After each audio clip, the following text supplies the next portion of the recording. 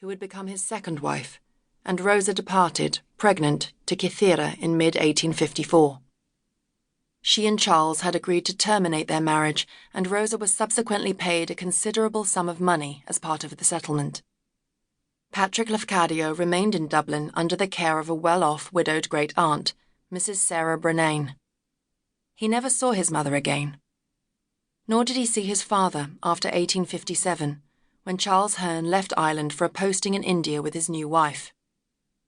Despite having been abandoned by both parents, Patrick Lafcadio grew up in privileged upper-middle-class circumstances, surrounded by servants and the trappings of wealth.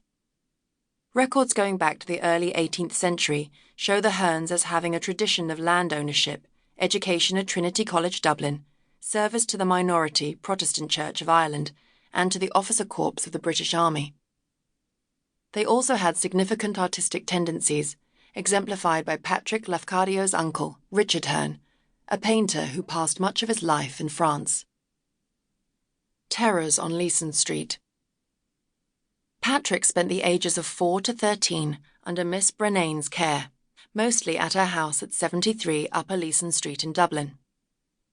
These years were crucial to the formation of Lafcadio Hearn, the writer. He appears to have been privately educated at home and, most importantly, had untrammelled access to a substantial library of books, which he devoured with precocious ease. From Milton, he acquired a ghostly vocabulary, and from Matthew Lewis, author of the scandalous horror novel The Monk, 1796, concepts of terror unsuited to his tender years. Lewis's Tales of Wonder, 1801, was a specific influence, and the resultant nightmares terrorized his sleep. Many disturbing shapes vexed young Patrick Lafcadio's dreams.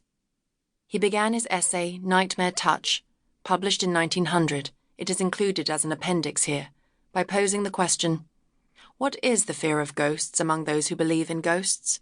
Page 207. His answer? That the common fear of ghosts is the fear of being touched by ghosts.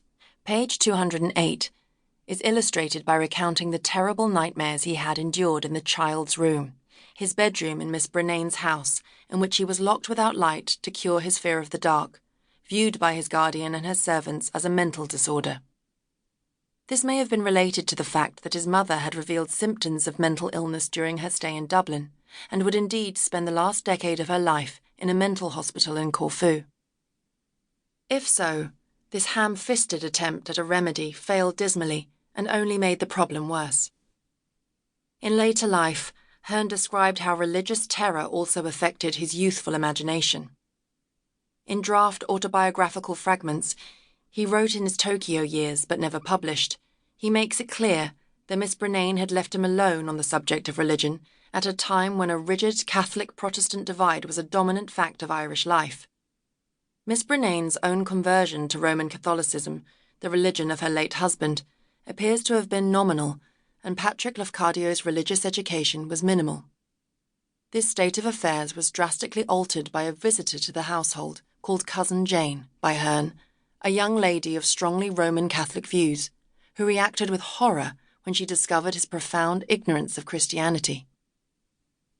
She stooped and lifted me upon her knees, and after looking all about the room, fixed her eyes on mine with such curiousness that I was frightened. Then she asked, "My child, is it really possible that you do not know who God is?"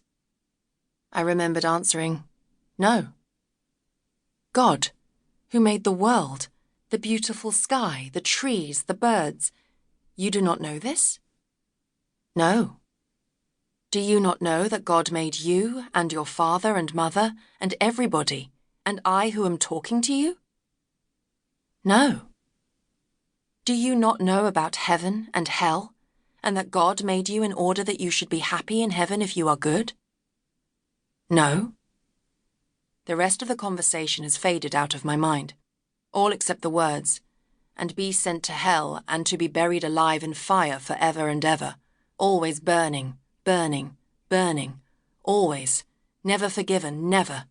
Think of the pain of fire, to burn forever and ever." This picture of the universe gave me a shock that probably preserved it in memory. I can still see the face of the speaker as she said those words, the horror upon